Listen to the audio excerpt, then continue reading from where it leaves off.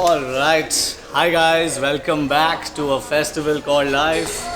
I have waited 5 months to say this. I have picked up the camera after 5 months. I don't know where my gear was.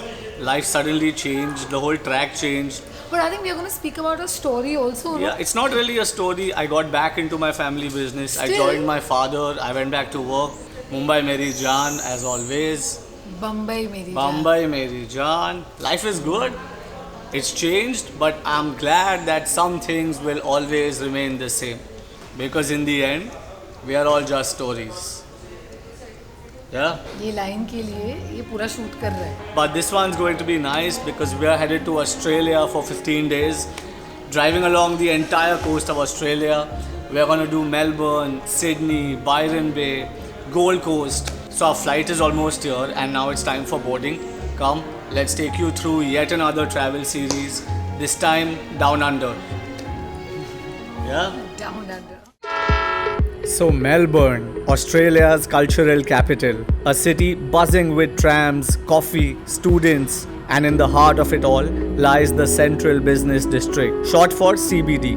A simple walk through the bustling lanes of CBD gives us our first glimpse of the Aussie life. Endless cafes and restaurants, free for all public transport. Seriously, I haven't seen a city so well connected. There's quiet lanes full of graffiti, a mix of the old and the new. The streets of CBD are full of inspired architecture, some luxury brands, and hands down some of the best Asian food we have ever had.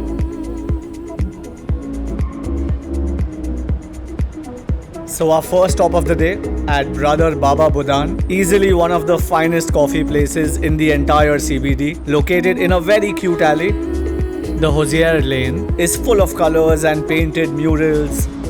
A little further away is the Flinders Street Station, old world charm. And a few blocks away, head to the Bourke Street, the State Library of Victoria. Green gardens and locals and tourists and students protesting for the rights of the Aboriginals of Australia. Seriously, you can spend days hanging around CBD, the Hosier Lane, the Grave Street, Federation Square, Queen Victoria Market, Chinatown, Bourke Street, Flinders Street, and so much more to soak in the best of Melbourne. But if you're anything like us and felt the vibe of CBD is too fast, then hop into a free tram and in 20 minutes you'll reach the quieter, slower side of Melbourne. The Yarra River is as old as the city itself and makes for one of the best spots to see the city from a distance. On one side are the tall towers of CBD, the other side is the iconic MCG, the Melbourne Cricket Ground, and the banks are full of bars and restaurants, making the promenade the most ideal spot to take it all in. You know, Melbourne is also called the coffee capital of the world, and if you've been following this channel for a while, chances are you'll know how that moves us. Also, I think after a few years of travel, we have understood this one simple thing, that the way to see any city is to live it. You can never really see it all, but instead of seeing the highlights or the tourist attractions of any city, just try to sit down and let the city show you her vibe. Like someone singing on the streets, people cycling to work, or the Crown Casino inviting you in, or the Batman Park right below our Airbnb on the banks of the Yarra River. Melbourne feels like such a mix. There's the hurried pace of city life, a river flowing through the city, gardens and walkways all along its path. And honestly, coming from Mumbai, we are never interested in holidaying in cityscapes. We'll always prefer the countryside. But Melbourne is the best of both. So after hanging around in our local garden for a while, we finally make our way back to the hustle of CBD. Flinders is Australia's oldest train station, and the entire area, it is full of shops, bars, cafes and things to do. It was evening and it had already started to get cold. Ritika picked up a matcha ice cream as we wandered around Flinders. So let me quickly give you our suggestions for Flinders Lane.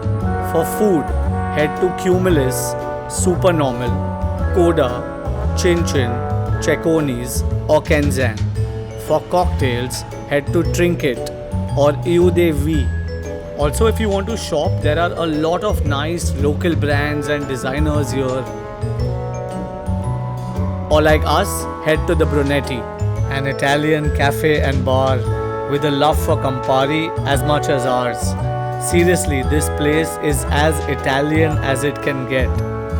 So we got ourselves some spritz, basically Campari and Prosecco, and decided to sit outside in the street and just watch the Aussies go about their day.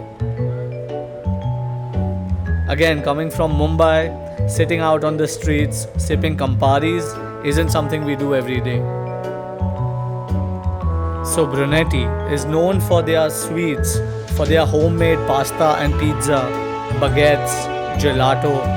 Seriously, as Italian as it can get. In fact, throughout Melbourne, it is such a mix of cuisine and culture. Italian, Indian, Korean, Chinese, Vietnamese, Japanese, you name it. And then there's the Mexican bar.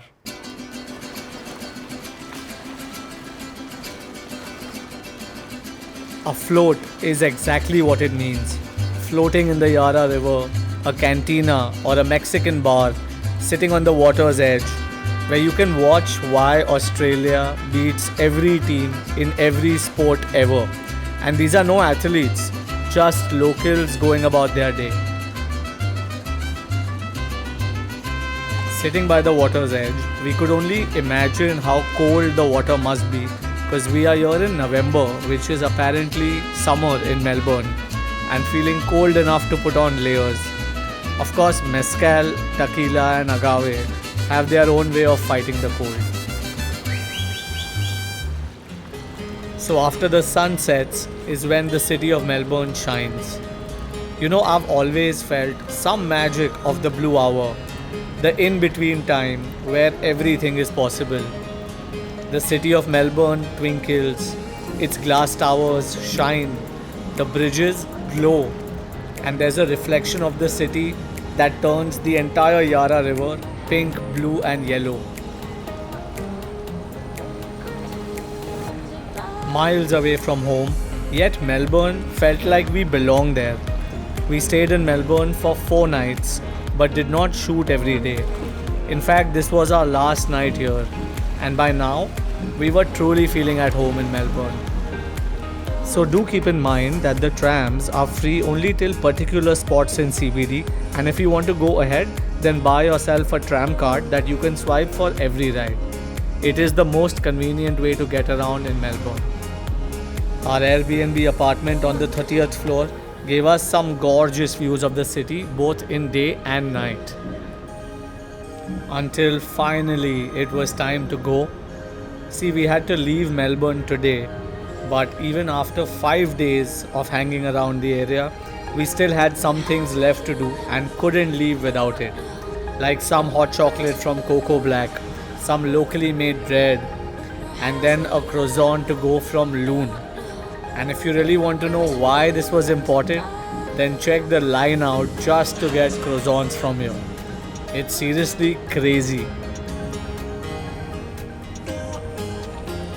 So after walking around CBD for 5 days, it was finally time to get our last Melbourne coffee, Little Bang Specialty Coffee, right outside the RMIT University. It's a hit amongst students, tourists and locals.